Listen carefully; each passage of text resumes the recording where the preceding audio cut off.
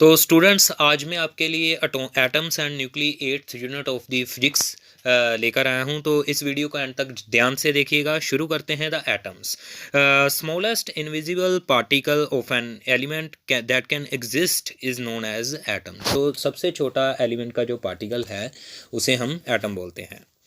Alpha scattering experiment by Rutherford. तो इसको थोड़ा ध्यान से समझना है।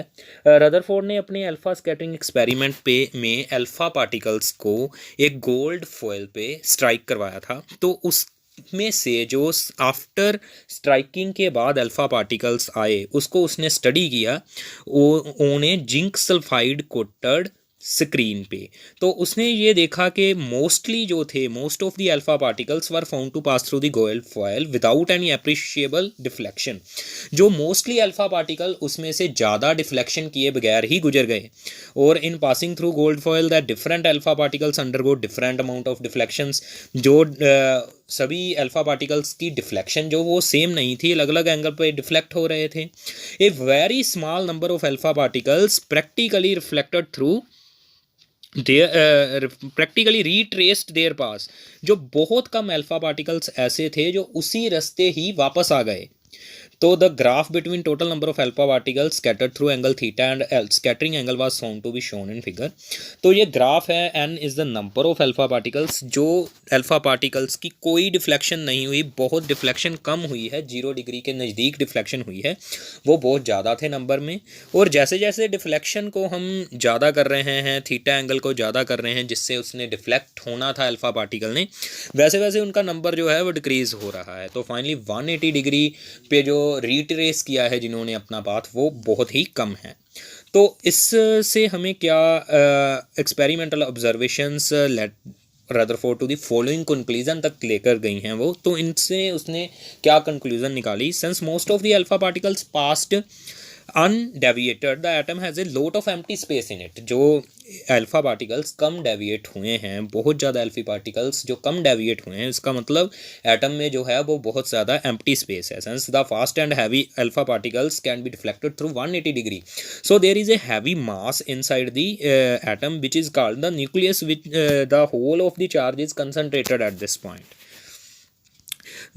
सो इसे न्यूक्लियस बोला उसने। The scattering of alpha particles through different angle of deviation was explain on the basis nuclear model of atom. अगर हम nuclear model of atom draw करें तो ये जो alpha particle different different angles पे डिफ्लेक्ट हुए थे उसका कारण उनकी डिस्टेंस है। तो उनकी distance from the centre of the nucleus, nucleus से वो कितनी डिस्टेंस से आ रहे थे अल्फा पार्टिकल। जो अल्फा पार्टिकल ए रास्ते पे आया उसकी डिफ्लेक्शन कम हुई, और जो अल्फा पार्टिकल बी रास्ते पे आया उसकी डिफ्लेक्शन ज़्यादा हुई, बिकॉज वो न्यूक्लियस के ज़्यादा करीब होने की वजह से फोर्स ऑफ रिपल्शन जहाँ पर ज़्यादा थी। तो ऐसे उसने इस तरह अल्फा पार्टिकल की डिफ्लेक्शन को एक्सप्लेन किया।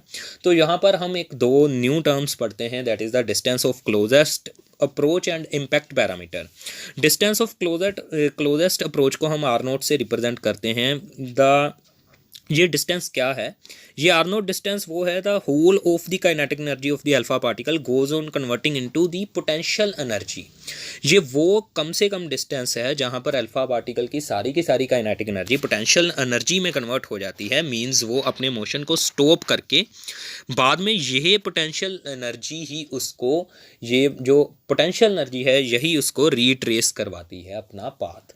तो ये जो न्यूक्लियस से स्ट्राइक नहीं करता अल्फा पार्टिकल, जो रीट्रेस होते हैं उसी 180 डिग्री पे, वो डिस्टेंस ऑफ क्लोजेस्ट अप्रोच से पहले ही हो जाते हैं। ये आर नोट वो वैल्यू है जहाँ पर whole of the kinetic energy is converted into the potential energy and this potential energy then moves the alpha particle in the other direction and alpha particle can not go farther close to nucleus. इससे आगे nucleus के नज़दीक वो नहीं जा पाता जो हमारा जो अल्फा पार्टिकल है। This distance is called distance of closest approach. तो then impact parameter, closest approach वो कम से कम डिस्टेंस है जहाँ तक अल्फा पार्टिकल जा सकता है, उससे आगे वो जा नहीं पाता, और यहाँ पर उसकी काइनेटिक एनर्जी सारी की सारी पोटेंशियल एनर्जी में कन्वर्ट होती है, और यही पोटेंशियल एनर्जी उसको वापस लेके आती है दोबारा काइनेटिक एनर्जी में कन्वर्ट होके। देन द इम्पैक्ट, जो ये बी है, B value is the impact parameter. This B is directly related to this deflection angle. जैसे जैसे हम बी की वैल्यू को कम करते जाएंगे, बी की वैल्यू को कम कर रहे हैं, वैसे वैसे थीटा की वैल्यू वो इंक्रीज हो जाएगी, मीन्स इन्वर्सली प्रोपोर्शनल है एक दूसरे के। अगर हम इम्पैक्ट पैरामीटर की वैल्यू को कम कर रहे हैं देन थीटा विल इंक्रीजेस, एंड अगर हम इम्पैक्ट पैरामीटर की वैल्यू को बढ़ा रहे हैं then theta will decreases. The perpendicular distance of velocity vector of alpha particle from the central line of the nucleus of the atom is called impact parameter. Then the basic assumptions of Rutherford atomic model. Rutherford atomic model जो उसने अपना एक atomic model दिया, उसने कौन कौन सी assumptions या कौन कौन सी कंक्लूजन्स हमें दी, वो इसमें हम पढ़ते हैं। The atom consist of small central core called atomic nucleus in which whole mass and positive charges assumed to be concentrated. Nucleus के बाहर जो मास है इलेक्ट्रॉन्स का is very negligible as compare to the proton and neutron masses. The size of the nucleus is much smaller than the size of the atom, is in the order of 10⁻⁻15 metres. The nucleus is surrounded bye electrons and atom is electrically neutral. जो हमारा nucleus है is surrounded bye electrons है and the atom is electrically neutral because the number of electrons are equal to the number of protons and the electrons carry charge equal to that of the proton but of opposite sign. The electron revolve around the nucleus in various orbits. The centripetal force required for their revolution is provided by the electrostatic force of attraction between the electrons and nucleus. Electrons और nucleus के बीच जो electrostatic force of attraction है, it is provides the necessary centripetal force for rotation of the electrons around the nucleus. Then drawbacks of Rutherford model. तो Rutherford model हमें क्या नहीं बता पाया, क्या उसकी ड्रॉबैक्स हैं। It could not explain the stability of the atom clearly, ये एटम की स्टेबिलिटी के बारे में हमें नहीं बता पाया। And unable to explain line spectrum, ये लाइन स्पेक्ट्रम के बारे में भी हमें कुछ नहीं बता पाया। तो ये रदरफोर्ड की एटॉमिक मॉडल की जो थी ड्रॉबैक्स थी। इसके बाद आया Bohr's model of hydrogen atom. तो बोहर्स ने अपने मॉडल में कौन कौन से पास्टुलेट्स दिए वो हम पढ़ते हैं पहले। The Bohr combined classical and earlier quantum concepts give his theory in the form of three postulates. These are: the Bohr's first postulate was that an electron in an atom could revolve in a certain stable orbits. तो जो electron है वो stable orbits में revolve करता है without the emission of radiant energy, वो कोई भी रेडिएंट एनर्जी नहीं छोड़ता। Contrary to the predictions of electromagnetic theory, जो इलेक्ट्रोमैग्नेटिक थ्योरी थी वो क्या बोलती थी कि कोई भी एक्सेलरेटेड, जब चार्ज पार्टिकल एक्सेलरेट करता है तो उसमें से इलेक्ट्रोमैग्नेटिक रेडिएशन निकलती हैं। जब कोई चार्ज पार्टिकल एक्सेलरेट करता है तो उसमें से इलेक्ट्रोमैग्नेटिक रेडिएशन निकलती हैं, बट यहाँ पर ये थ्योरी नहीं अप्लाई होती। बोहर ने कहा वो स्टेबल ऑर्बिट्स में घूमते हैं without emitting any radiant energy. The centrifugal force required for their rotation is provided by the electrostatic force of attraction between the electrons and nucleus. ये तो इसने बोहर ने बताया, पहले रदरफोर्ड ने भी ये क्लू दिया था। Bohr's second postulate define these stable orbits.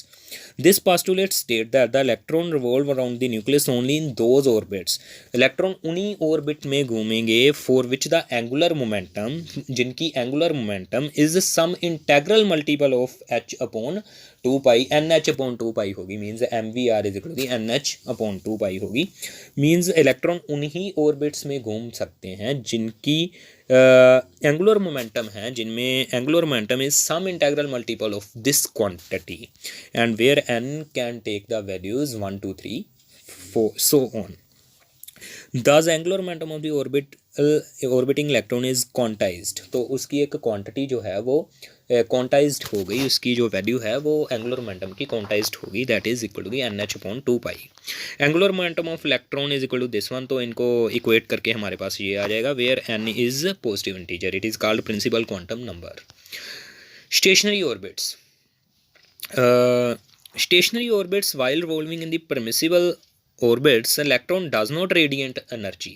जब इलेक्ट्रॉन ऑर्बिट में घूम रहा होता है वो कोई भी रेडिएंट एनर्जी नहीं छोड़ता। These non radiating orbits are called stationary orbits.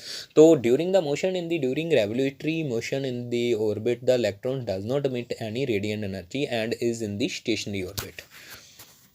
Bohr's third postulate states that an electron might make a transition from one of its specified non-radiating orbits to another of lower energy. तो electron जो है वो energy gain करके higher energy level में और energy loss करके lower energy level में shift कर सकता है। नॉन रेडिएटिंग ऑर्बिट्स में वो शिफ्ट करके रेडिएशन को इमिट कर सकता है। When it does so, a photon is emitted having energy equal to the energy difference between the initial and final states. तो जब इलेक्ट्रॉन एक स्टेट से दूसरी स्टेट में जाएगा तो एक फोटोन इमिट होगा अगर वो हायर टू लोअर स्टेट जा रहा है, and this photon contains the energy which is equal to the difference between the energies of the higher and lower energy levels. This is known as frequency. Frequency of the emitted photon is given by h nu is equal to the EI minus EF. Provided EI should be greater than EF, तब ही photon निकल पाएगा। अगर EI कम है EF से तो वो photon gain करके ऊपर जाएगा। Then related to the Bohr's model of hydrogen atom, जो डिफरेंट फार्मूलाज हैं वो इसमें हम पढ़ेंगे। अब सबसे पहले हमने सेंट्रीपिटल फोर्स को electrostatic force of attraction between the electron and the nucleus से कंपेयर करके ये फर्स्ट फार्मूला बनाया। तो यहाँ पर mv²/r is the centripetal force between the required for the electron to revolve in the orbit, and this 1/4πε0 is the Coulomb's force of attraction between the electron and the nucleus, where Z is the atomic number which is equal to the number of protons in the nucleus, and E is the charge on the proton, and into E, तो यहाँ पर Q1 Q2 होना चाहिए था, and for Q1 is equal to ZE and Q2 is equal to the only E which is the charge on the electron, and R is the radius of that orbit, जिस orbit में electron घूम रहा है उसका radius है ये, are square कर दिया। तो इसको इक्वेट करने के बाद हमारे पास mv²/r is equal to this one आ गया। तो यहाँ से हम radius of Bohr stationary orbit, तो सबसे पहले हम रेडियस की वैल्यू कैलकुलेट करते हैं by equating the angular momentum to the nh/2π, where n is the quantum number which is n is equal to 1 2 3 so on। तो हमने यहाँ से रेडियस की वैल्यू निकाली, r is equal to the nh/2π, तो m भी उसके divide में आ गया। तो then r is equal to, यहाँ से हमने यहाँ से हमने r की वैल्यू निकाल ली इस इक्वेशन से। तो ये r की वैल्यू दो इक्वेशन बन गई, एक यहाँ से निकाली ये वाली वैल्यू और एक ऊपर वाली, दोनों को कंपेयर किया। दोनों को कंपेयर करके हमने वेलोसिटी की वैल्यू निकाल ली। तो इस वेलोसिटी को वैल्यू को हमने वन इक्वेशन में पुट किया, तो ये हमारे पास रेडियस की वैल्यू आ जाएगी। सबसे पहले हमने दो आर की वैल्यूज़ को कंपेयर करके वेलोसिटी की वैल्यू निकाली, और वेलोसिटी की वैल्यू को फर्स्ट इक्वेशन में पुट करके हमने आर की वैल्यू निकाली, रेडियस ऑफ दी ऑर्बिट। तो यहाँ से हमें पता चला the radius of the Bohr's stationary orbit is proportional to the n²। तो n² पे डिपेंड करता है, तो ये एक बहुत इंपॉर्टेंट बात है। मींस रेडियस जो है अगर फर्स्ट ऑर्बिट का 1 है तो सेकंड का 4 होगा, तो थर्ड का 3 का स्क्वायर 9 टाइम्स होगा, तो फोर्थ का 16 टाइम्स होगा। तो ऐसे radius of the orbits, stationary orbits, जो पहले दोनों की सेपरेशन है वो कम होगी, उसके बाद वो इंक्रीज़ करती जाएगी, because it depends upon the number के स्क्वायर पे डिपेंडेंट है। फर्स्ट ऑर्बिट पहले में हो गया 1 हो गया, सेकंड के लिए 4 आ जाएगी ये वैल्यू, और थर्ड के लिए 9 so on. The distance between the various orbits goes on increasing as we increasing the number of the as we increase the orbits number. Then velocity of electron in Bohr stationary orbit, तो Rn is proportional to n², ये हमने पढ़ लिया। Then हम Bohr stationary orbit में velocity निकाल चुके हैं, इसी वेलोसिटी की वैल्यू ये लिखी हुई है। Then frequency of electron in Bohr stationary orbit, Bohr stationary orbit में इलेक्ट्रॉन की फ्रीक्वेंसी क्या है हमें पता है, frequency is equal to the 1 time period, and 1 time period is equal to the velocity divided by 2πr। Means उसने v velocity से 2πr के सर्कमफ्रेंस को कवर करना है, v वेलोसिटी से 2πr के सर्कमफ्रेंस को कवर करना है। देन v/2πr वेलोसिटी की वैल्यू को हमने पुट कर दिया यहाँ पर, ये वाली वेलोसिटी की वैल्यू को यहाँ पर पुट करने के बाद ये वाला हमारे पास आंसर आ गया, frequency of the electron in the Bohr stationary orbit. Then total energy of electron in the stationary orbit, किसी इलेक्ट्रॉन की एक स्टेशनरी ऑर्बिट में जब वो घूम रहा है उनकी कौन सी एनर्जी होगी, that is the potential energy plus kinetic energy. तो इसकी पोटेंशियल एनर्जी हम कैसे निकालेंगे, पोटेंशियल एनर्जी का फॉर्मूला फॉर दी, जो हमने इलेक्ट्रोस्टैटिक पोटेंशियल एनर्जी पढ़ी थी वही फॉर्मूला है ये, 1 - k, where k is the 1/4πε0, ZE is the charge on the nucleus and E is the charge on the electron upon r²। तो this is the potential energy which is negative hair.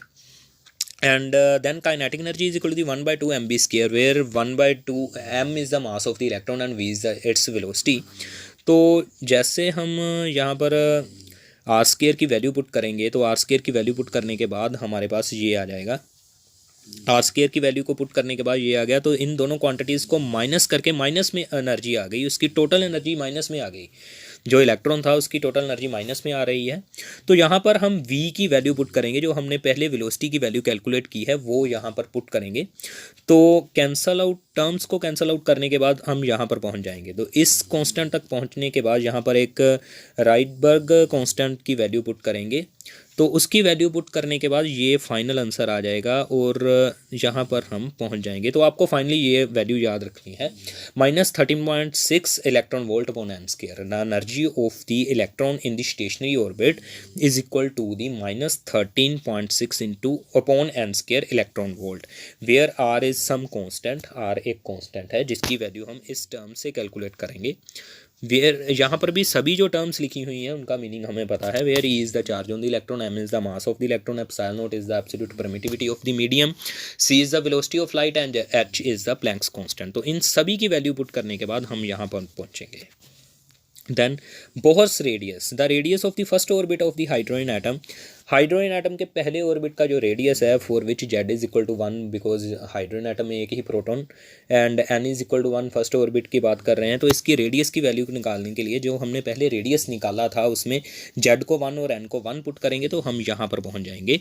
तो इस value में अगर सारी values ये put करें तो हमारे पास approximately Bohr's radius is equal to 0.53, angstrom में इसकी वैल्यू आ जाएगी 0.53। Then next, kinetic energy, only kinetic energy of the electron in the stationary orbit is equal to 1/2 mv square.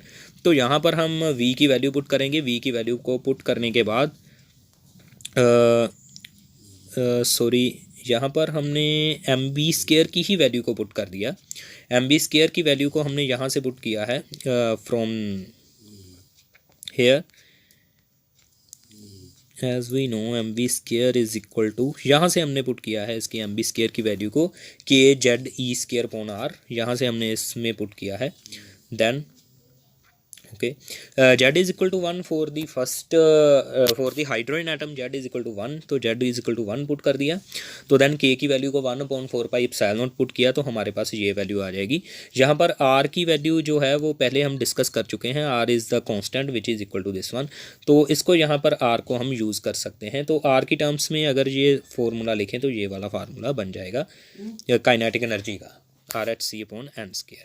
Then when an atom makes a transition from RHC upon n square is a formula for the kinetic energy only. When an atom makes a transition from higher energy level to lower energy level, it will lose a photon.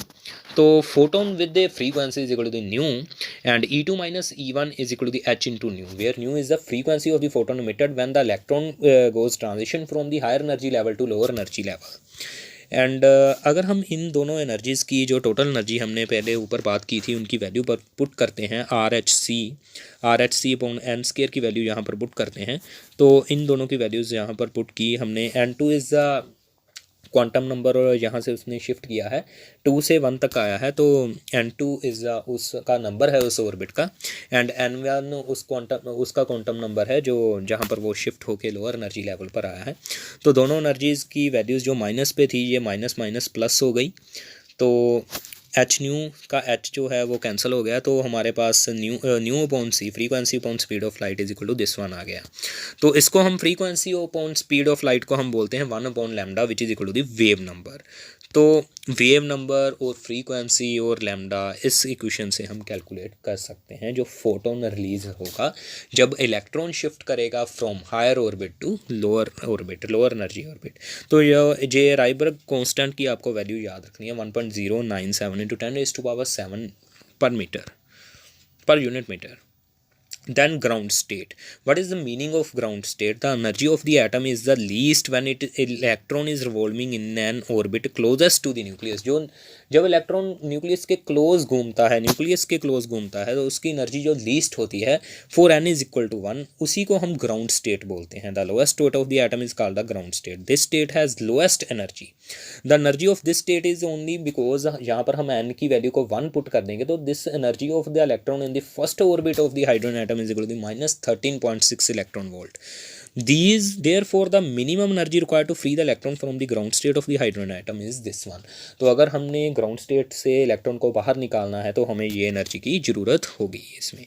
Then next emission spectrum and absorption spectrum। तो emission spectrum और absorption spectrum for the hydrogen atom अगर हम बात करें तो ये क्या चीज़ें हैं। Hydrogen spectrum consist of A discrete bright lines. emission spectrum में उसमें हमने वो जैसे ऑर्बिट से ऑर्बिट इलेक्ट्रॉन मूव करता है, ट्रांजिशन पढ़ते हैं सेकंड ऑर्बिट से फर्स्ट में या थर्ड ऑर्बिट से फर्स्ट में, तो एक फोटोन रिलीज होंगे, उसके कोरस्पोंडिंग एक कलर की लाइन बनेगी। तो एक डार्क बैकग्राउंड पे जो लाइंस बन रही हैं फॉर द हाइड्रोजन एटम, उस लाइन स्पेक्ट्रम को हम emission स्पेक्ट्रम बोलते हैं। Hydrogen spectrum consist of A discrete bright lines. Discrete means वो कंटिन्यूस नहीं होगी, बिकॉज बीच में से वो मतलब सेकंड ऑर्बिट में अगर फर्स्ट में आया, थर्ड में से फर्स्ट में आया, तो एक सीरीज में ही रिलीज हो रही है एनर्जी। तो इस स्पेक्ट्रम को हम emission स्पेक्ट्रम बोलते हैं। एंड अब्जॉर्प्शन स्पेक्ट्रम, हमने लाइट फॉल करवा दी हाइड्रोजन एटम पे, तो वो गेन करके जहाँ से जो फोटोन गेन होके शिफ्ट हो गए इलेक्ट्रॉन ऊपर वाले हायर एनर्जी लेवल्स में, वो तो अब्जॉर्ब हो जाएंगे और बाकी की सारी लाइट स्क्रीन पे आ जाएगी और उसमें जो है वो डार्क लाइंस बीच में रह जाएंगी। जो फोटोन अब्जॉर्ब हुए थे उसको हम अब्जॉर्प्शन स्पेक्ट्रम बोलते हैं। There is a one more type of hydrogen spectrum exist where we get dark lines on the bright background, it is known as absorption spectrum. तो मिशन स्पेक्ट्रम में dark background पे bright lines होगी, colours की lines होगी, और absorption spectrum में bright background पे dark lines होंगी। This is due to the line spectrum because electron ने पर्टिकुलरली एक ऑर्बिट से अगर दूसरी ऑर्बिट में जाना है तो एक फ्रीक्वेंसी की लाइट को ही अब्जॉर्ब करके जाएगा या एक फ्रीक्वेंसी की लाइट को ही छोड़ेगा। जब वो मिशन स्पेक्ट्रम की बात करेंगे तो वो ही लाइंस वो डिस्क्रीट लाइंस बनेंगी। एनर्जी लेवल डायग्राम, तो एनर्जी लेवल डायग्राम अब हम स्टडी करते हैं, ये वेरी इंपॉर्टेंट है। It is a diagram in which the energies of the different stationary states of the atom are represented by parallel horizontal lines drawn according to some suitable energy scale. Such a diagram illustrates more clearly the known facts about the stationary states. तो spectral lines emission और absorption की of various spectral lines अब हम इसमें से study करेंगे। Limitations of Bohr's model पहले बोल दें तो applicable only for hydrogen atom, it does not explain the fine structure of the spectral lines in H atom. Hydrogen atom के जो does not explain fine structure of spectral lines in the hydrogen atom, it does not explain shape of orbit. इसने shape of orbit के बारे में हमें नहीं बताया, एक ये हाइड्रोजन एटम पर ही एप्लीकेबल है। And does not explain the fine structure of spectral lines in hydrogen atom. Fine structure of spectral lines भी इसने हाइड्रोजन एटम की हमें नहीं बताई हैं। Then atomic hydrogen emits a line spectrum consisting of the various series. तो अब हम सीरीज स्टडी करेंगे। तो first is the Lyman series. तो फर्स्टली ग्राउंड स्टेट की एनर्जी क्या है, -13.6 इलेक्ट्रॉन वोल्ट। तो जैसे जैसे हम ऊपर जा रहे हैं ये माइनस की वैल्यू कम होती जा रही है। Finally at the n is equal to infinity this energy becomes 0। तो ये इसकी मैक्सिमम वैल्यू है। तो जैसे जैसे हम नीचे आ रहे हैं n इज इक्वल टू 5 से 4 3 2 1 तक आ रहे हैं, तो ये एनर्जी जो है माइनस में इंक्रीज हो रही है और इसकी वैल्यू मिनिमम है for the ground state which is equal to -13.6 electron volt. Then अब हम ये सीरीज पढ़ते हैं, डिफरेंट सीरीज। जब electron n is equal to 2 3 4 बड़े एनर्जी लेवल से 1 में आ रहा है, तो जो ये फोटोन्स रिलीज होंगे वो हम लाइमन सीरीज में बोलते हैं। The frequency of any line in the series can be expressed as Lyman series जो है उसमें जो फ्रीक्वेंसी के फोटोन रिलीज हो रहे हैं RC Rydberg constant C into speed of light 1/1² जो जिसमें फॉल कर रहा है इलेक्ट्रॉन उसकी वैल्यू जो है वो 1 है, और जिसमें से आ रहा है वो n की वैल्यू कैन टेक 2 3 4 से वो आ रहा है। Belong to the ultraviolet region. तो इसमें जो लाइट एमिट हो रही है वो अल्ट्रा वायलेट रीजन की है ऑफ द इलेक्ट्रोमैग्नेटिक स्पेक्ट्रम। तो इसको हम लाइमन सीरीज बोलेंगे। Balmer series second is Balmer series में n इज इक्वल टू पहला n जो 2 है 2 स्टेट में आ रहे हैं फॉर हायर एनर्जी लेवल्स 3 4 5 से, तो lies in the visible region is called Balmer series.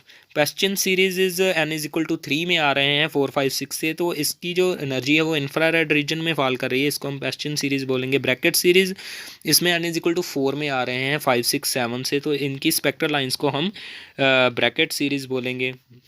Spectral series in the infrared reason is called Brackett series.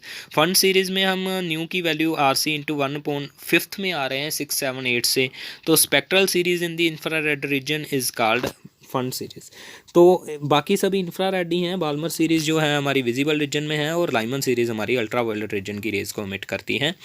If n is the quantum number of the highest energy level, अगर n है quantum number of the highest energy level involve in transition, then total number of spectral lines emitted is equal to the n into n minus 1/2।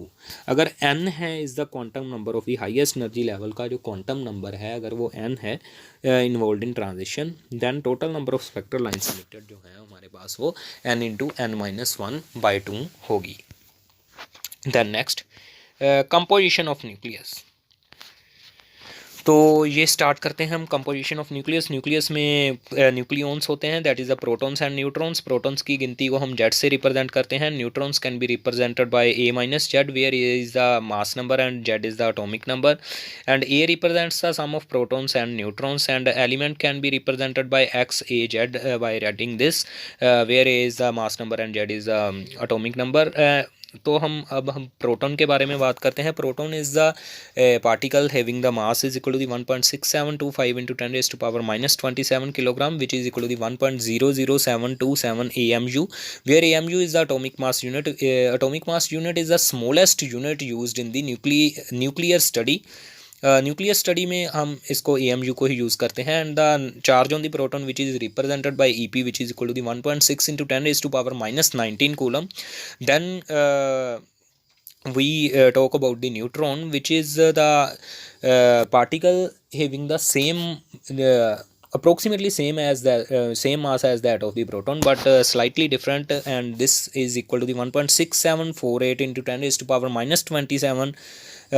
And in AMU this value is 1.00866 and having no charge. The neutron is having no charge. This is a neutral particle inside the nucleus. Example तो हमने यहाँ पर एक example दे रखी है uranium 238/92। तो इसमें number of protons is the 92 and number of neutrons is the 238 minus 92 which is equal to 146 number of neutrons in this uranium.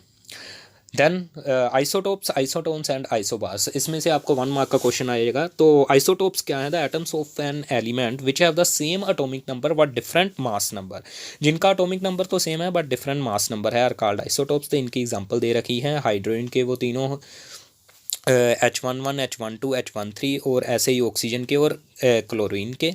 The isotones the atoms which whose nuclei have same number of neutrons, जिनके nucleus में same number of neutrons हैं उसको हम isotones बोलते हैं। Example silicon 1428 and aluminium 1327। तो आपको कैसे पता चलेगा इनमें सेम नंबर ऑफ न्यूट्रॉन्स है? आप दोनों को माइनस करेंगे। 28 minus 14 is equal to 14 and 27 minus 13 is also equal to the 14. So they have the same number of neutrons and are called isotones. The isobars, the atoms which have same mass number but different atomic numbers are called isobars. तो isobars की example हम करते हैं, these atoms are of the different elements but in case of isotopes the atoms are of the same element. तो isobar में इसकी example है H13, He23, lithium 37, beryllium 47। तो ये इसकी एग्जांपल हैं। आर्गोन, कैल्शियम, जिनमें सेम मास नंबर है। तो आइसोबार्स में chemical properties of isobars are different. Isobar की केमिकल प्रॉपर्टीज डिफरेंट हैं because they have the same mass number but inside the nucleus की अगर हम बात करें तो there are no similarity in the number of protons and neutrons. So they are chemical properties, their chemical properties does not match with each other. But in case of isotopes which have the same number of protons inside the nucleus have the identical properties, they have the identical chemical properties, and also they are the atoms of the same type of element because they have the same proton number inside the nucleus. Then size of nucleus. Isotopes और isobars और isotone में आपको 1 mark का question आ सकता है। तो इनकी examples को और इनकी डेफिनेशन को ध्यान से आपको याद करना है। आइसोटोप्स की केमिकल प्रॉपर्टीज आइडेंटिकल क्यों होती हैं, ये क्वेश्चन भी 1 मार्क में पूछा जा सकता है। The reason is only they are the atoms of the same element and have the same number of protons inside the nucleus. Then the radius of nucleus represents its the size, and its size is depend किस पे करता है, the volume of the nucleus is directly proportional to A. जो nucleus का volume है is directly proportional to its mass number. उसमें कितने number of nucleons है उस पे ही उसका जो वॉल्यूम डिपेंडेंट है. तो volume of a spherical body is equal to the 4/3πr³ which is proportional to the mass number. तो यहाँ से हम आर बोल सकते हैं, r is proportional to A raise to power 1/3. A की पावर 1/3 के पे डिपेंडेंट है हमारा रेडियस ऑफ दी न्यूक्लियस. तो रेडियस ऑफ न्यूक्लियस इस प्रोपोर्शनलिटी साइन को हटाएंगे तो यहाँ पर एक आर नोट कॉन्स्टेंट आ जाएगा which is equal to 1.1 into 10⁻⁻15 metre is the range of nuclear force. तो it is also known as nuclear unit radius. It is believe to be the average nucleon size. तो R naught एक constant है. Basically हम यहाँ पर ये बताना चाहते हैं the radius of the nucleus depends upon the mass number as its 1/3 power. Then ये क्वेश्चन जनरली 1 मार्क में पूछा जा सकता है. Nuclear density. Nuclear density is the mass of the nucleus divided by the volume of nucleus. तो मास of the nucleus कितना होगा, A into 1 AMU. Means अगर हम एक न्यूक्लियन के एवरेज मास को 1 AMU मान लें and A is the mass number that means the number of nucleons inside the nucleus, then ये मास ऑफ न्यूक्लियस आ जाएगा ऊपर वाली term and volume of nucleus is equal to 4/3πr³. तो यहाँ पर R की वैल्यू को हम R0 raise to power 3 and atomic number put करते हैं जो अभी हमने ऊपर बात की थी. तो यहाँ पर ये वैल्यू कैलकुलेट करने के बाद डेंसिटी की वैल्यू एक कांस्टेंट आ जाएगी बिकॉज यहाँ से मास नंबर तो ऊपर और नीचे से कैंसिल हो जाएगा. That means density of nucleus is independent of the mass number A. Density of nucleus is maximum at the centre of the nucleus and then decreases as we move outwards. अगर हम अकेले nucleus की बात करें तो उसकी density जो है वो mainly concentrate at its centre, and जब हम न्यूक्लियस के सेंटर के रेडियली आउटवर्ड्स जाते हैं तो डेंसिटी उसकी डिक्रीज होती जा रही है. High density gives the compactness of nucleus. तो इसकी इतनी ज़्यादा डेंसिटी हाई आई है, इसका मतलब न्यूक्लियस जो है वो काफ़ी कॉम्पैक्ट ऑब्जेक्ट है. Forces between nucleons inside the nucleus. तो न्यूक्लियॉन्स में कौन कौन सी फोर्सेस हो सकती हैं inside the nucleus. Firstly there is a gravitational force of attraction between the proton neutron which is attractive in nature and is very small. Electrostatic force of repulsion between the proton electrostatic repulsion which is 10⁻36 times the gravitational force between the two. Then this gravitational force this electrostatic force is very large as compared to the gravitational force. So there is a chances of nuclear instability. तो how is nucleus stable? Nucleus को stable किसने बनाया.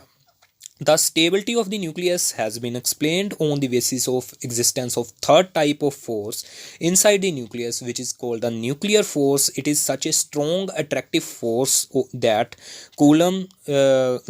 Coulomb's repulsive force between protons is unable to tear off the nucleus. तो nuclear force इतनी strong force है जो कि Coulomb's electrostatic force से भी स्ट्रॉन्ग है और उसकी वजह से उसको टेयर ऑफ होने से बचा लेती है न्यूक्लियस को. तो nuclear force is of the order of 10⁻38 times the nuclear gravitational force and it is approximately 10⁻2 means 100 times greater than the force of Coulomb's force of repulsion between the nucleons inside the nucleus, between the protons inside the nucleus. Then nuclear stability को कौन से point बताते हैं, इसके बारे में कौन से पॉइंट बताते हैं वो हम पढ़ते हैं. It is determined by many factors. A brief account of few such factor is as given below. Binding energy per nucleon. तो ये अभी हमने स्टडी करनी है binding energy per nucleon. Binding energy per nucleon जितनी ज़्यादा होगी उतना ही ज़्यादा स्टेबिलिटी होगी न्यूक्लियस की.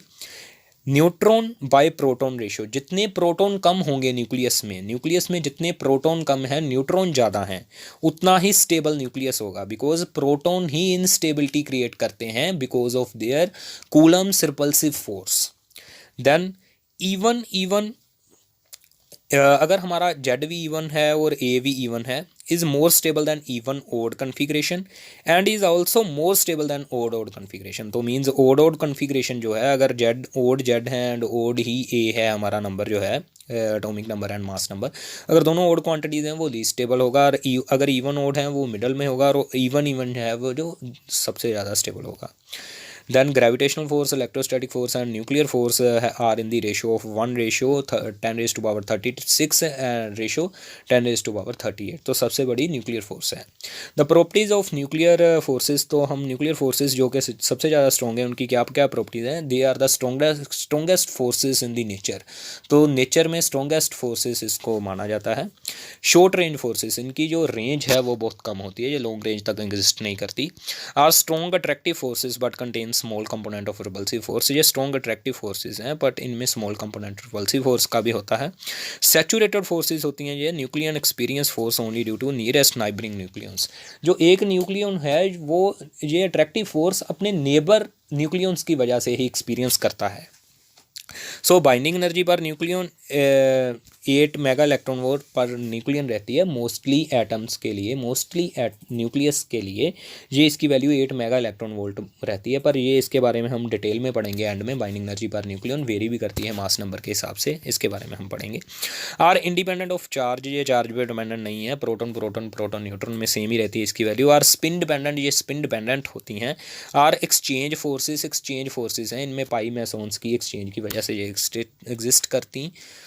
देन नॉन सेंट्रल फोर्सेस, ये सेंट्रल फोर्सेस नहीं है कि कूलम्स रिपल्सिव फोर्स की तरह या ग्रेविटेशनल फोर्स की तरह ये सेंट्रल फोर्सेस नहीं है, ये सेंटर पे एक्ट नहीं करती. देन ये नॉन सेंट्रल फोर्सेस हो गई. and are exchange forces. Mass energy equivalence. Einstein mass energy relationship gives the relation E is equal to mc square. It can be also represented as delta is equal to the delta M square. अगर किसी जगह से delta M मास जो है वो ख़त्म हो रहा है, डिसअपीयर हो रहा है, वहाँ पर इतनी एनर्जी प्रोड्यूस हुई होगी which is equivalent to the delta M into C square. और अगर कहीं पर इतनी डेल्टा ई एनर्जी अब्जॉर्ब हो रही है then there is a production of mass delta m. तो mass and energy are interconvertible according to this relation. Law of conservation of relativistic energy इसको हम बोल सकते हैं. Then the term atomic mass unit. Atomic mass unit is the smallest quantity or smallest unit of the mass, and it can be it can be defined as the 1/12th of the mass of the one carbon atom. एक carbon atom के अगर मास को हम 1/12th करते हैं that is equal to the atomic mass unit, which can be calculated as we know the mole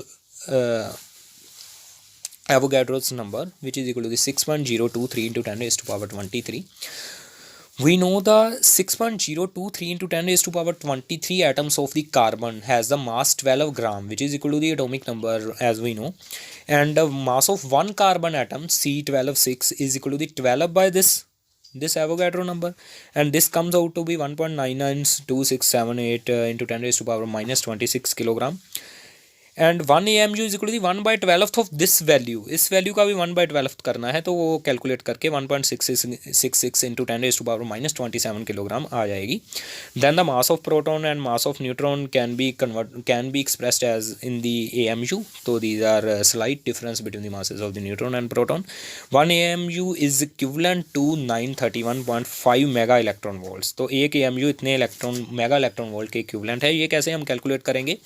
तो 1 AMU का mass लिखेंगे and then it is multiplied by the c square value. तो यहाँ पर स्केयर भी आपको करना है, c square MC square means Einstein mass energy equivalence से हम इसको कन्वर्ट करते हैं एनर्जी इसके भी. अगर कहीं से एक AMU ख़त्म हो रहा है तो वहाँ पर इतनी एनर्जी बनी होगी 931.5 into 931.5 mega electron volt energy is formed हुई होगी जहाँ से एक AMU ख़त्म हुआ होगा. देन यहाँ से हम कैलकुलेट करेंगे 1 AMU को. Then mass defect and binding energy. 1 AMU is equal to 931.5 mega electron volt is mostly used in numericals. इसको आपको ध्यान में रखना है. Mass defect and binding. Mass defect difference between the sum of the masses of the nucleons constituting a nucleus and the rest mass of the nucleus is called mass defect. Mass defect is the difference between the sum of the masses of the nucleons constituting a nucleus. जिसने nucleus को बनाया है हमने उसके masses को add कर लिया और उसको माइनस कर दिया actual mass of the nucleus से. तो जो डिफरेंस आया, जो डिफेक्ट आया, उसी हम मास डिफेक्ट बोलते हैं. तो ये मास जो डिफेक्ट है, ये जो मास कम हो गया, ये कहाँ गया? This mass is used in binding the nucleus inside the nucleus. तो ये जो मास डिफेक्ट है यही बाइंडिंग एनर्जी बनती है, ये मास डिफेक्ट ही बाइंडिंग एनर्जी बनती है। हमने देखा ये न्यूक्लियंस जिससे न्यूक्लियस बना था उनका मास ज़्यादा है as compare to the actual mass of nucleus. तो ये जो मास था, जो डिफेक्ट आ गया मास में, ये कहाँ यूज़ होता है? This mass is converted into the energy which is called the binding energy. This binding energy binds the nucleons inside the nucleus and corresponding हमने एक एटम कंसिडर किया, X atom, where the A is the mass number and Z is the atomic number and A represents the number of nucleons, Z represents the number of protons and A minus Z represents the number of neutrons. Mass of the constituent nucleons is equal to the Z M P plus A minus Z into M N, because ZMP is the total mass of the protons inside the nucleus and A minus Z into Mn is the total mass of the neutrons inside the nucleus, where Mp is the mass of the proton and Mn is the mass of the neutron. Then suppose the mass of the nucleus of the atom XAZ is equal to the M capital N इसके पैर में है and then XAZ। तो mass defect is the difference between these two values. तो इन दोनों values को minus करेंगे, that is the mass defect आ जाएगा। Then binding energy, mass defect के इक्विवेलेंट जो एनर्जी होगी डेल्टा एम इंटू सी स्केयर करेंगे, डेल्टा एम इंटू सी स्केयर हम करेंगे, उसको कैलकुलेट करेंगे तो ये बाइंडिंग एनर्जी पर बाइंडिंग एनर्जी आ जाएगी। Binding energy of the nucleus में be defined as the energy equivalent to the mass defect of the nucleus which is used in the binding binding the nucleons inside the nucleus, जो न्यूक्लियंस को न्यूक्लियस में बांधने में काम आई है। Then delta M C square, तो डेल्टा एम की वैल्यू को ए एम यू में जितनी भी हमने कैलकुलेट की वहाँ पर यहाँ पर पुट करेंगे and 1 A M U is equivalent to 931.5 mega electron volts. तो इससे हम बाइंडिंग एनर्जी कैलकुलेट कर रहे हैं। Then binding energy per nucleon, तो बाइंडिंग एनर्जी को मास नंबर से डिवाइड कर देंगे। तो this quantity is very important, binding energy per nucleon. It is energy required to extract 1 nucleon from the nucleus. तो न्यूक्लियस से एक न्यूक्लियन को बाहर निकालने के लिए जितनी एनर्जी चाहिए उसको बाइंडिंग एनर्जी पर न्यूक्लियन बोलते हैं। तो यही स्टेबिलिटी बताती है न्यूक्लियस की। जितना ज़्यादा न्यूक्लियस स्टेबल होगा उतनी ही उसकी बाइंडिंग एनर्जी पर न्यूक्लियन ज़्यादा होगी, उतना ही उससे न्यूक्लियन को बाहर निकालना मुश्किल होगा। न्यूक्लियन को बाहर निकालने के लिए जितनी न्यूक्लियस से एनर्जी चाहिए, एवरेज एनर्जी चाहिए, उसको बाइंडिंग एनर्जी पर न्यूक्लियन बोलते हैं। The packing fraction, it is a mass defect per nucleon of the nucleus. Mass defect को एटॉमिक नंबर मास नंबर से डिवाइड करेंगे, उसको हम पैकिंग फ्रैक्शन बोलते हैं। Then the natural radioactivity, तो अब हम नेक्स्ट चैप्टर पे आ गए हैं, natural radioactivity. Natural radioactivity is a spontaneous transformation of element into another with the emission of a particle or electromagnetic radiation is called natural radioactivity। किसी element के atom से, किसी element के nucleus से अपने आप कोई particles निकलना इज कॉल्ड नेचुरल रेडियोएक्टिविटी बोलते हैं। Spontaneous emission of radiation from the any radioactive substance is called the natural radioactivity। Nuclear radiation, तो nuclear radiation can be of 3 types, alpha rays, beta rays and gamma rays. तो alpha rays की properties हम पढ़ते हैं। हमने एक chamber में electric field के 2 पोल्स ले लिए, माइनस वाला और प्लस वाला। तो एक लेड ब्लॉक से रेडियो एक्टिव सब्सटेंस रखा और उसमें से रेज निकल रही हैं। तो रेज की 3 टाइप्स कैसे कंसीडर हुई? एक जो पार्टिकल्स थे वो नेगेटिव की तरफ ज़्यादा कम डिफ्लेक्ट हो रहे थे, एक पार्टिकल थे बीटा जो कि पॉजिटिव की तरफ ज़्यादा डिफ्लेक्ट हो रहे थे, और एक पार्टिकल गामा रेज थी जो डिफ्लेक्ट ही नहीं हो रही थी। तो फोटोग्राफिक प्लेट पे उनको हमने ऑब्जर्व किया, जो पार्टिकल्स कम डिफ्लेक्ट हो रहे हैं बट नेगेटिव की साइड हो रहे हैं, दैट मीन्स उन पे पॉजिटिव चार्ज होगा तभी नेगेटिव की तरफ डिफ्लेक्ट हो रहे हैं। एंड दे आर हैवियर, जो उनकी डिफ्लेक्शन कम हो रही है ये हैवियर होंगे। बीटा पार्टिकल जो है वो रिलेटिवली लाइटर होंगे as compare to the alpha particle, because their deflection is large as compare to alpha particle and they deflect towards the positive though, so they contain the negative charge. तो gamma rays does not deflect towards the positive or negative, so they are neutral and contain no charge। Then the gamma rays की properties पढ़ते हैं, alpha rays की properties पढ़ते हैं। The alpha particle is a helium nucleus होता है, He24। Alpha particle has double the positive charge of proton and are 4 times heavier than the proton. Proton से 4 गुना ज़्यादा इसका मास होता है एंड 2 टाइम्स ज़्यादा इसका चार्ज होता है। इनकी वेलोसिटी जो है वो रेंज इस रेंज में रहती है। Alpha particle is equivalent to helium nucleus with 4 times heavier and 2 times large 2 times charge of proton इस पे होता है contains 2 times charge of proton. V ranges from this one 1.4 into 10 raised to power this one to this one tak, and E varies from 4.19 to 6.78 mega electron volts. The charge on the alpha particle varies from 4.19 to 6.78 mega electron volt. They have least penetrating power, इनकी जो penetration power है वो least होती है. They have the great ionising power, इनकी जो ionising power है वो ग्रेट होती है, ज़्यादा आयोनाइजिंग पावर होती है. Alpha particle produce fluorescence in substances like zinc sulphide and barium platinocyanide. Alpha particles are deflected by electric and magnetic fields. Alpha particles affect a photographic plate. Alpha particles while passing through the metal foils get scattered.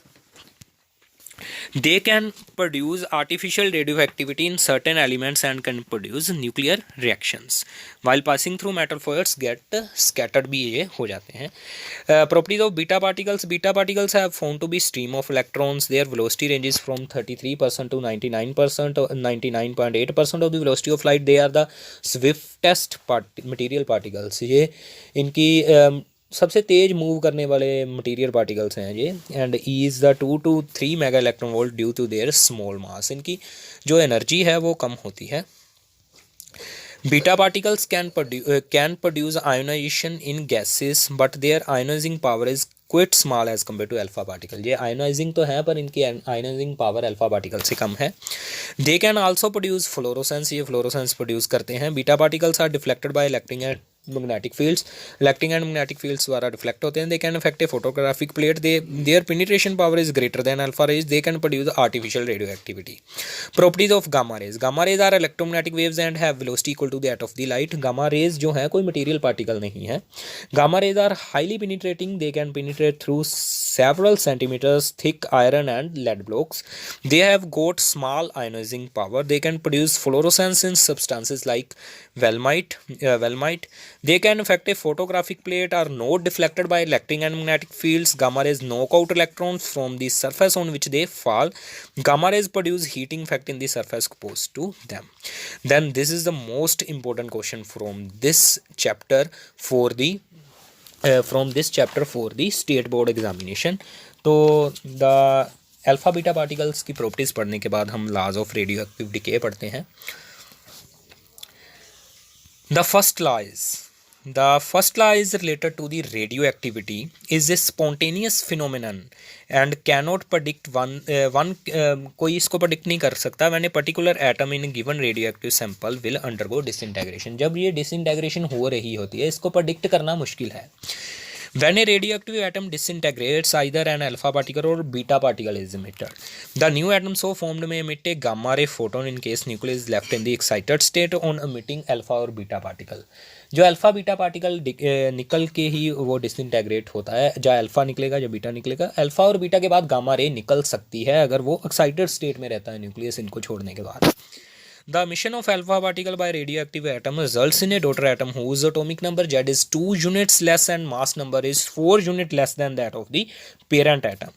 तो alpha decay के बाद जो daughter atom बनता है Y जो बना है उसका एटॉमिक नंबर जो है वो मास नंबर जो उसका 4 कम हो जाएगा और एटॉमिक नंबर 2 टाइम्स लेस हो जाएगा, 2 यूनिट्स कम होगा. emission of beta particle results in a new daughter atom whose atomic number is 1 unit greater but mass number is same as that of the parent atom. As beta particle is equivalent to the electron, it will increase the atomic number by 1 because it converts 1 neutron into proton. ये एक neutron को proton में convert करके ही electron बनता है इसमें beta decay में. तो जो प्रोटॉन की गिनती बढ़ी है उसकी वजह से हमारा एटॉमिक नंबर बढ़ गया. बट मास नंबर क्यों नहीं बढ़ता? बिकॉज न्यूट्रॉन तो ऑलरेडी उसमें प्रेजेंट ही था, वो न्यूट्रॉन का मास भी प्रोटॉन के कंपैरेटिबल ही था और न्यूट्रॉन ही प्रोटॉन में कन्वर्ट हुआ है मास नंबर में, इसलिए कोई फ़र्क नहीं पड़ा. But atomic number is the number of protons एक बड़ा है इलेक्ट्रॉन के बाहर जाने से. तो बीटा डिके से जो हमारा एटॉमिक नंबर है वो इंक्रीज़ होता है 1 वैल्यू उसकी इंक्रीज़ होती है और मास नंबर में कोई फ़र्क नहीं इसमें पड़ेगा. पड़ेगा। Then number of atoms disintegrating per second of a radioactive sample at any time is directly proportional to number of atoms present at that time in the sample. तो इसका proof जो एग्जाम में आता है, number of atoms disintegrating per second means disintegration rate at a time is directly proportional to the number of atoms remaining at that time in the sample. तो dN/dt which is the rate of disintegration of the atoms in the rate of disintegration of atoms in the radioactive sample is proportional to the n is the remaining number of atoms in the sample which जो अभी disintegrate नहीं हुए हैं। तो proportionality sign हटाने के बाद यहाँ पर एक लैम्डा आ गया which is the decay constant। तो नेगेटिव साइन यहाँ पर क्यों लगाया गया है? नेगेटिव साइन इसलिए लगाया गया है बिकॉज रेट ऑफ जो डिसइंटेग्रेशन है इज डिक्रीजिंग विद टाइम। डिसइंटेग्रेशन की रेट जो है वो टाइम के साथ साथ डिक्रीज करती है। देन dN/n, तो n को हम इसके नीचे ले आए और dt को उधर ले गए -λ/dt। देन इंटेग्रेटिंग दिस, तो इसको हमने इंटेग्रेट कर दिया। dN/n का इंटेग्रल आ जाएगा log En, तो dt का integral t plus k is the constant here. At t is equal to 0 n is equal to n0। n0 is the initial number of atoms present in the sample at t is equal to 0। Then log En0 is equal to the k हमारे पास आ गया, जो कि constant की value को हमने इसी equation में बाद में कांस्टेंट की जगह पे पुट कर दिया log En0। तो हम ये log En0 को दूसरी साइड में लेके जाएंगे तो log En minus log En0 होगा। log Em minus log En is equal to the log M/n। तो M/n करेंगे, n/n0 करेंगे तो दूसरी साइड पे -λ/t है। Then n/n0 is equal to the e raise to power -λ/t। तो e इसका बेस था, e की इधर वाली पावर होती है which is equal to this one होता है। n/n0 is equal to e raise to power -λ/t and n is equal to the n0 e raise to power -λ/t। log का जो बेस होता है उसकी इधर वाली पावर करते हैं तो ये आंसर आता है, उसी की वजह से ये लिखा हमने। n is equal to the n0 e raise to power -λ/t हमारा ये जो एंड रिजल्ट आ गया। इसी को law of radioactive decay बोलते हैं। तो इसका प्रूफ जनरली एग्जाम में आता है। Then next decay constant. Decay constant is simply defined as the ratio of instantaneous rate of disintegration। rate of disintegration को अगर हम number of atoms present at that time से divide कर दें तो उसको हम decay constant बोलते हैं। तो half life period is the time during which the nuclear of the half of the atoms of the radioactive substance will disintegrate. जितने समय में उनकी गिनती, जो रिमेनिंग नंबर ऑफ एटम्स है उनकी गिनती हाफ हो रही है। मींस जो प्रेजेंटली अगर 100 हमारे पास न्यूक्लियस हैं उनमें से 50 न्यूक्लियस कितने टाइम में, 50% न्यूक्लियस कितने टाइम में डिसइंटेग्रेट हो रहे हैं, उस टाइम को हम हाफ लाइफ बोलते हैं। तो आपको इसकी एक प्रॉपर्टी लर्न करनी है।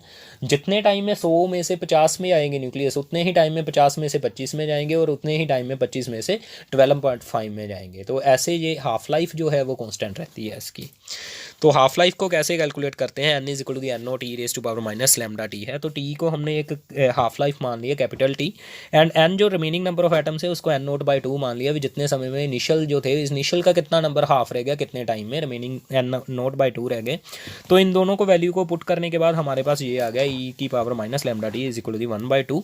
तो इसको हमने रेसिप्रोकल किया, then e is equal to the λ/t is equal to 2 आ गया। Then take logarithmic natural log on both sides. तो दोनों साइड्स पे नेचुरल लॉग लेने के बाद हमें ये पता चल जाएगा log e2 is equal to the λ/t। तो नेचुरल लॉग को हम log 10 बेस पे कन्वर्ट करेंगे, देन ये 2.303 यहाँ पर एक पैरामीटर आ जाएगा। तो log 2 की वैल्यू 10 बेस पे ये 0.3010 होती है। तो इन दोनों को मल्टीप्लाई करेंगे, then we get 0.693 and lambda को अब हम डिवाइड में ले आएंगे, then t is equal to the 0.693 upon lambda आ जाएगा। This is the formula for the half life and half life depends upon the constant values, so it does not changes with the time. The half life of a radioactive sample always remains constant and so the rate of disintegration decreases with the time as the number of atoms present in the sample which are not disintegrate जो अभी डिसइंटेग्रेट नहीं हुए हैं वो decrease हो रहे हैं and rate of डिसइंटेग्रेशन भी डिक्रीज़ हो रही है, बट उसका हाफ लाइफ कांस्टेंट रहती है। देन एंड डिके कांस्टेंट भी कांस्टेंट रहता है। Activity of radioactive substance.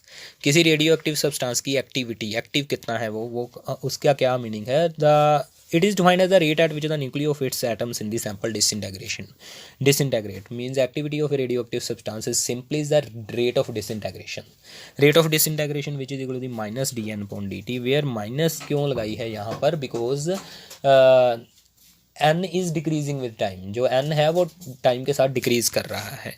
D N by D T is equal to minus lambda N, तो R is equal to lambda N आ गई उसकी जो एक्टिविटी है।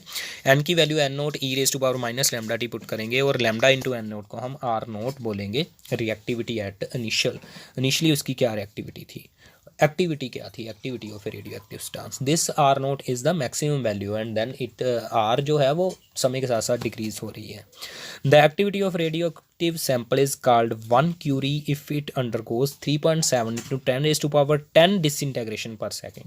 अगर कोई जो रेडियो एक्टिव सैंपल है वो 3.7 into 10⁻10 डिसइंटीग्रेशन पर सेकेंड कर रहा है, उसको हम 1 क्यूरी बोलते हैं। Then alpha decay, beta decay and gamma decay के बारे में पढ़ते हैं। अल्फ़ा डिके के समय जो है वो एक्स से जेड वाई में कन्वर्ट हो रहा है, जो हमारा पेरेंट एटम है वो डॉटर एटम में कन्वर्ट वाई में हो रहा है, तो उसका A-4 मास नंबर 4 कम होगा, एटॉमिक नंबर 2 कम होगा एंड एक हीलियम न्यूक्लियस निकलेगा जिसको हम अल्फ़ा पार्टिकल बोलते हैं with the liberation of energy.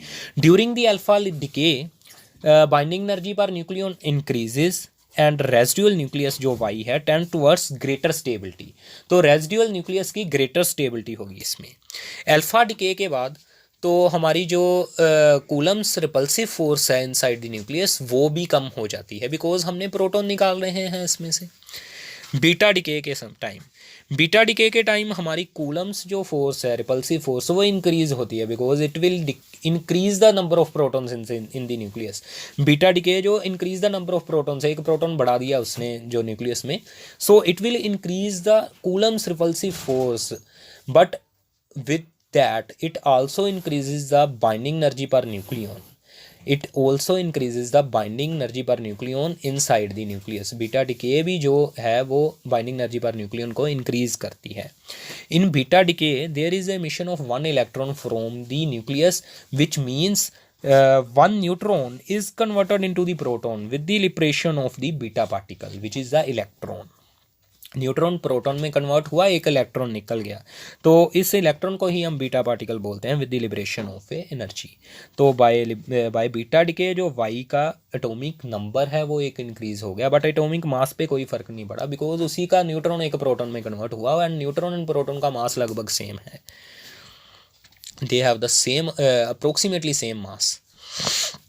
Then so इसमें बीटा डिके में हमने ये देखा कि रिपल्सिव फोर्स इंक्रीज हुई है but binding energy per nucleon भी इंक्रीज हुई है।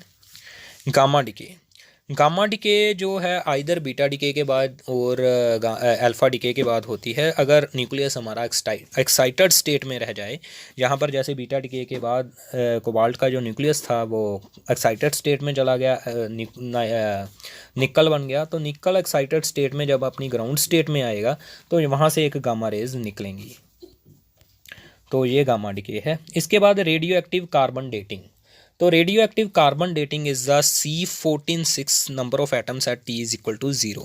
तो ये लाइव एटम्स हैं, C14 जो लाइव एटम्स होते हैं किसी प्लांट में, किसी कार्बन कंटेनिंग प्लांट में, तो जब वो डिके होते हैं, डिके होने के बाद बनते हैं C12 C14 are the live atoms and C12 are the decayed atoms, decay होने के बाद बने। तो हम टाइम के साथ साथ ये देखते हैं कि C14 में से C12 कितने बन गए, ये देखते हैं हम।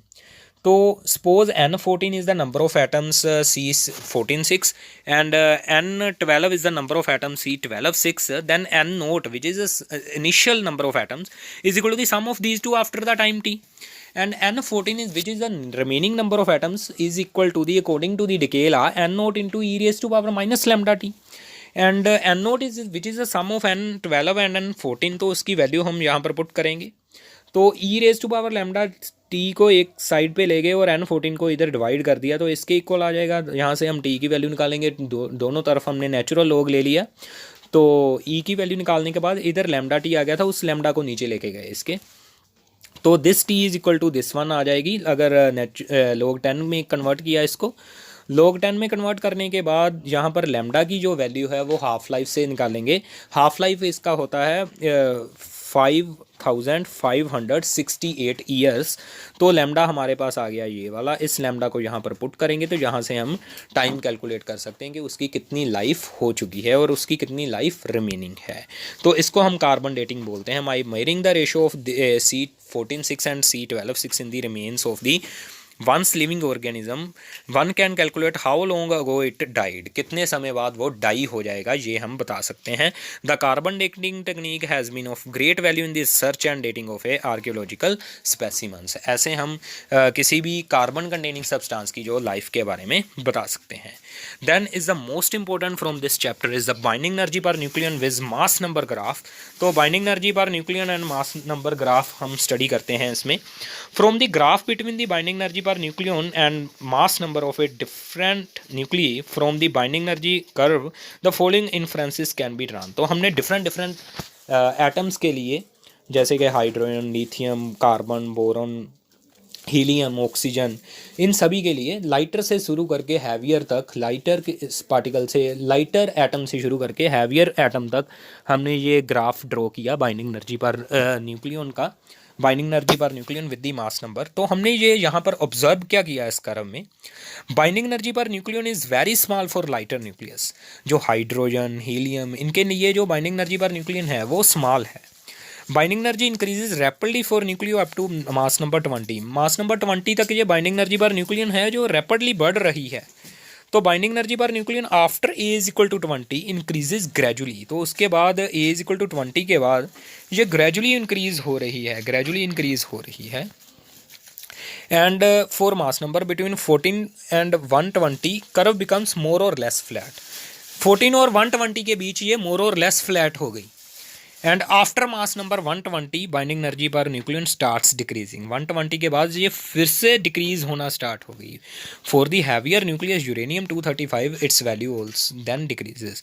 तो the binding energy per nucleus fall in the range of 8 to 6 mega electron volt for most of the atoms. And तो एमिशन ऑफ अल्फा पार्टिकल जो हैवियर न्यूक्लियस हैं मास नंबर 120 के बाद, उनकी binding energy per nuclear number starts decrease कम होती है। तो उसकी वजह से वो अनस्टेबल हैं। उनकी स्टेबल बनने के लिए उनमें से एक अल्फा पार्टिकल निकलते हैं।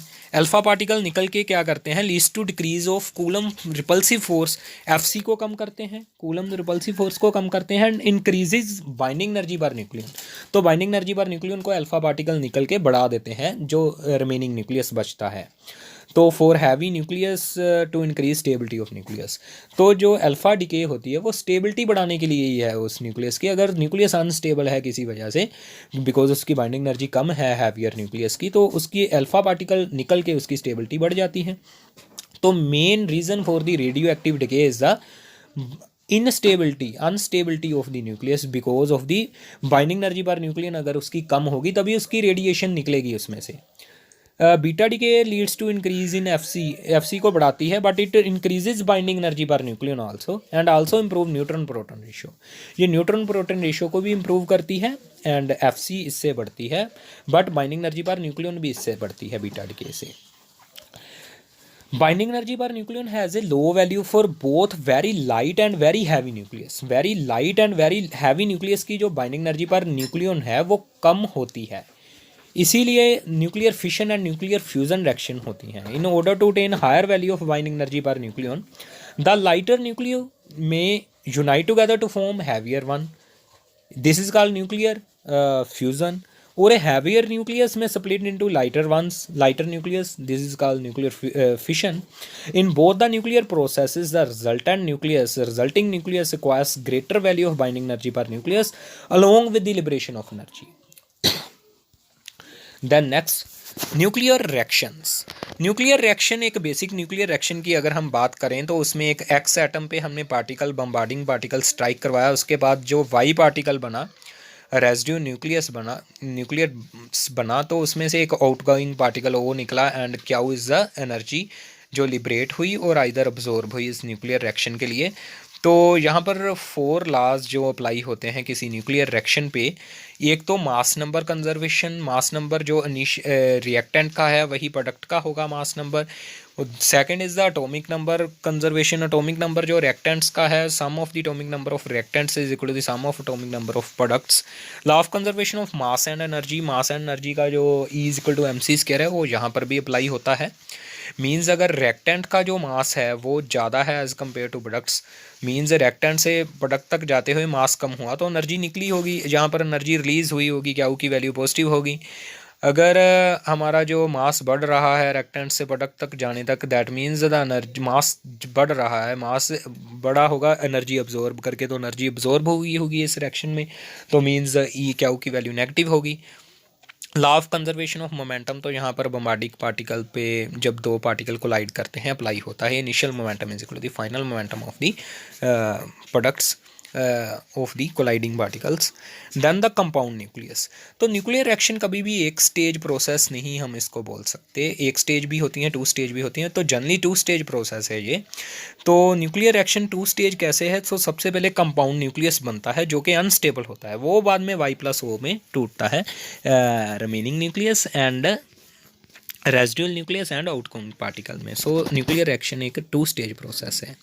क्याऊ वैल्यू ऑफ न्यूक्लियर रिएक्शन, तो क्याऊ वैल्यू पॉजिटिव और नेगेटिव होती हैं, उनके लिए एक्सोर्जिक रिएक्शन एंड एंडोर्जिक रिएक्शन होती है अगर क्याऊ रिलीज हो रही है, मींस अगर रिएक्टेंट का मास प्रोडक्ट से ज़्यादा है देन क्याऊ वैल्यू पॉजिटिव होगी, एनर्जी लिबरेट हुई होगी। अगर रिएक्टेंट का मास जो प्रोडक्ट के मास से कम है तो एनर्जी अब्जॉर्ब हुई होगी और क्याऊ वैल्यू नेगेटिव होगी, एंडोर्जिक रिएक्शन होगी।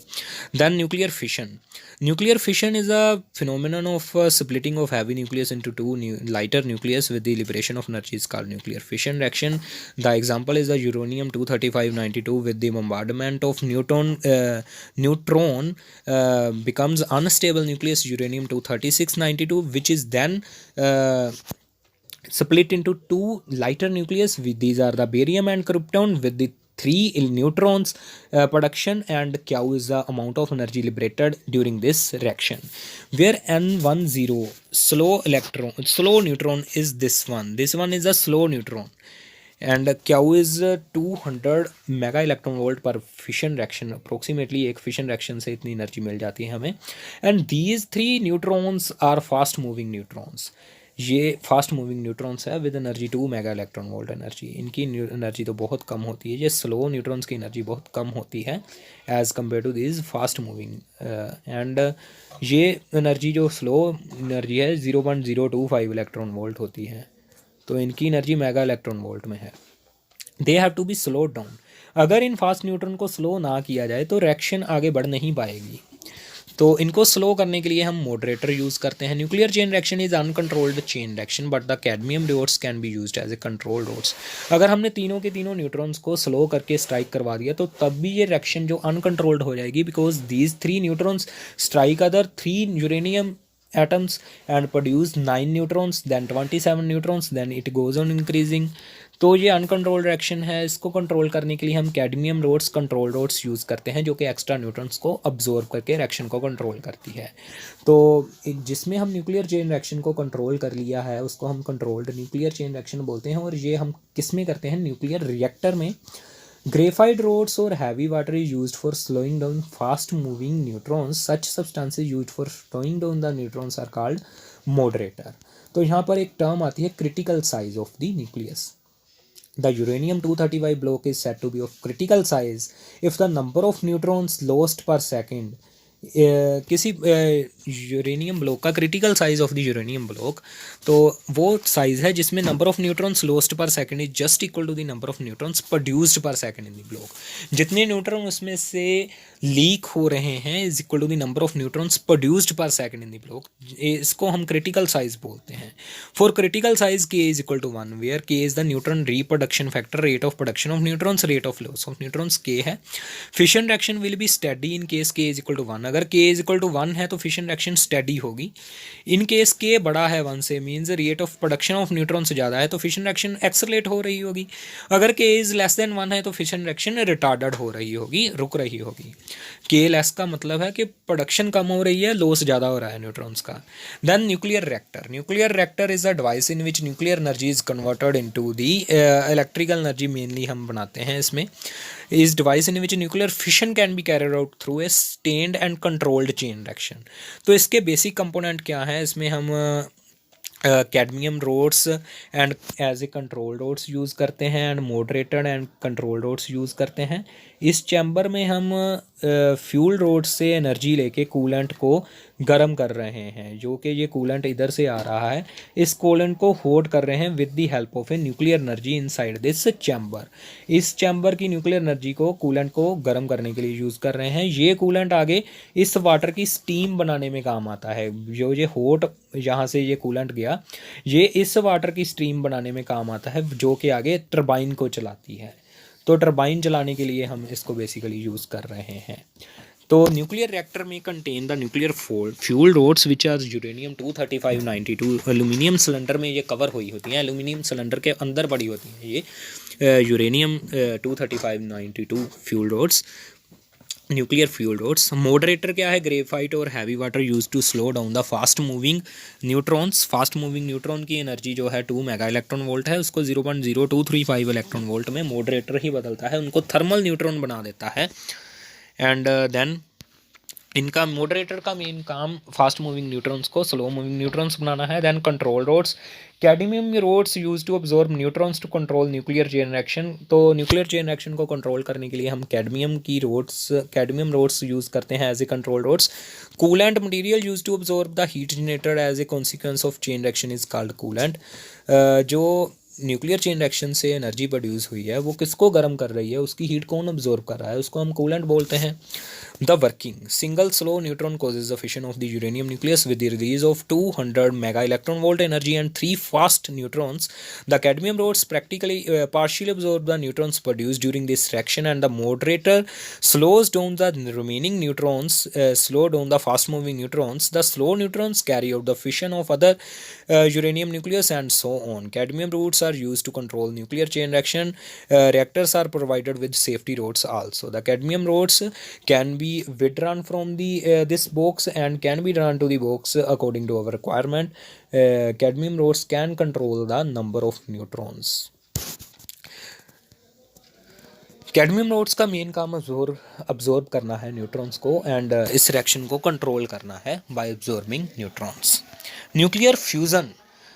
तो फाइनली कैडमियम रोड्स और मॉडरेटर का जो यूज़ है वो आपको पढ़ लेना है। इसमें कैडमियम रोड्स का यूज़ रिएक्शन को कंट्रोल करना है एंड मॉडरेटर का यूज़ फास्ट मूविंग न्यूट्रॉन्स को स्लो मूविंग न्यूट्रॉन्स में कन्वर्ट करना।